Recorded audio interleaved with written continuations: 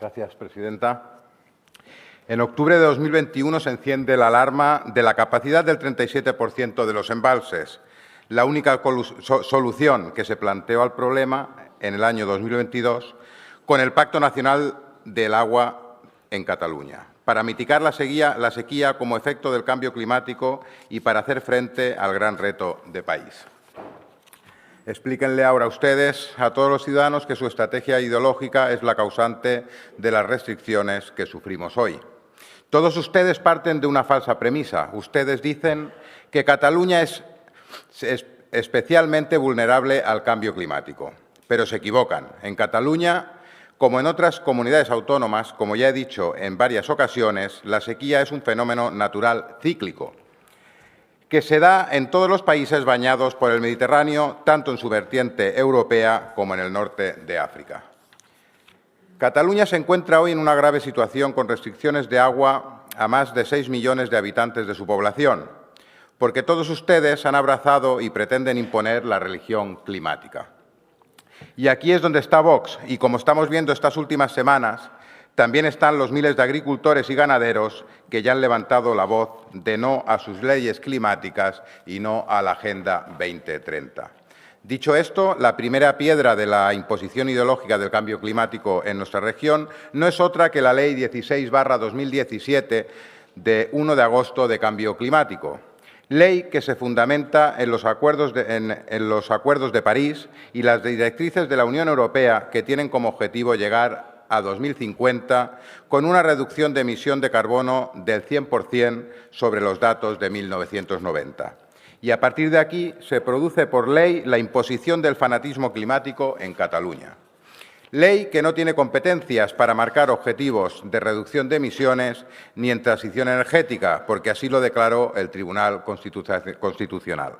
Con este panorama, la Generalitat aprobó el 14 de mayo de 2019 la Declaración de Emergencia Climática y aprobó el Plan Nacional para la Agenda 2030 y lograr los Objetivos de Desarrollo Sostenible. Estos acuerdos y la gran cantidad de normativa que han ido aprobando a lo largo de estos años, con la que nos han acribillado con cargas impositivas, medioambientales y sociales, nos ha llevado a la situación actual de desamparo y desprotección en todos los ámbitos. En la vida social, la económica, educación, salud, trabajo, incluso medioambiental y, de lo más grave, a la baja capacidad del agua en nuestros embalses. A su religión climática la visten de científica, pero de científica tiene bien poco. El CO2 no es un contaminante, es esencial para la vida en la Tierra. Más CO2 es beneficioso para la naturaleza, reverdece la Tierra. El CO2 adicional en el aire ha promovido el crecimiento de la biomasa vegetal mundial, sin olvidar que también es bueno para la agricultura, ya que aumenta el rendimiento de los cultivos en todo el mundo. Hoy por hoy, la ciencia no alcanza a comprender el clima, un sistema multifactorial, no lineal y caótico, que hace imposible la predicción a largo plazo. Repito, que hace imposible la predicción a largo plazo. Y miren por dónde, esto es lo que reconoció el IPCC ya en 2001. Los científicos andan a tientas en un campo complejísimo que excede sus conocimientos y si a eso le sumamos la contaminación del dinero y sus políticas, lo único que conseguimos es enturbiar más la ciencia atmosférica. A su religión climática también la visten con profecías que nunca se cumplen.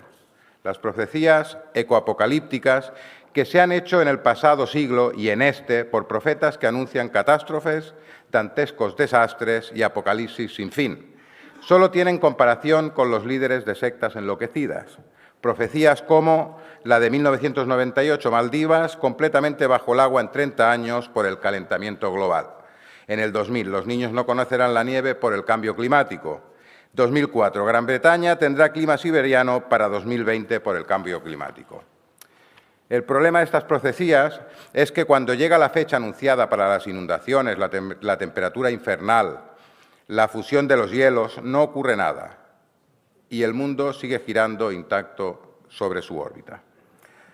A su religión climática también la visten de progreso, pero es un retroceso, un fraude. El Pacto Verde Europeo, el Tratado de París, La Agenda 2030, con sus objetivos de desarrollo sostenible, no tienen como objetivo el bienestar ni el conservacionismo de la biodiversidad. Todo lo contrario. Los poderosos intereses financieros y lobbies ecologistas exageran su discurso catastrofista para infundir miedo y sacar un provecho económico recaudando fondos, ayudas y subvenciones. A esta dictadura ideológica climática hay que sumarle otros factores, sin duda la escasez de lluvia en los últimos 30 meses. Pero la causa principal de la situación es la década de inacción y de carencia de liderazgo de los gobiernos de la Generalitat, especialmente estos últimos 3 años, donde el señor Aragonés y su Gobierno son responsables de la falta de prevención y planificación de la sequía. En octubre de 2023 solo se ha ejecutado en infraestructuras del ciclo del agua el 19,64% del presupuesto. El 40% de la red de distribución de agua tiene más de 30 años y no se han realizado obras de conservación y mejora. La última inversión del agua fue en 2009 con la desaladora del Llobregat. En 2023 se han reducido en los presupuestos 100 millones de euros en saneamiento y abastecimiento del agua. Y, por último, la situación de la desalinizadora de La Tordera, proyecto que se queda frustrado porque hay un problema de más de 30 años de la capacidad eléctrica de Gerona. Ustedes han provocado las restricciones y los cortes de agua a las familias, agricultores, ganaderos y a nuestra industria. Y quien no obedezca, como no podía ser de otra manera, multa y a pagar. Pero también le digo que no es solo culpa suya, también es culpa del Gobierno de la Nación. Estamos en sequía y ¿qué hacen los señores socialistas? Hacer caso a los ecologistas de salón.